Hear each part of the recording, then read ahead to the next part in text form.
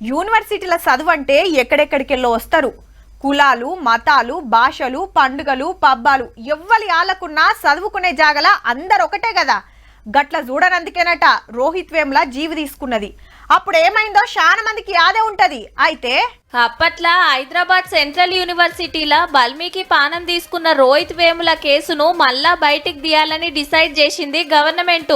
చదువుకునే పిల్లగానికి చచ్చిపోయేంత పరిస్థితి ఎందుకు వచ్చింది, ఎవరు సతాయించిండ్రు, వెనకాల ఎవరున్నారనేది తెలుసుకుంటామని చిన్న సీఎం బట్టి సారే ఢిల్లీలో చెప్పిండు. కుద్దు అక్కడ ఉన్నటువంటి స్థానిక ఎమ్మెల్సీ రామచంద్రరావు గారి ద్వారా ఒత్తిడి చేపించి చివరికి రోహిత్ వేములతో పాటు ఒక 4-5 స్టూడెంట్స్ ని అగనట బీజేపీ అధ్యక్షుడు రామచంద్రరావు సుత కారణమట.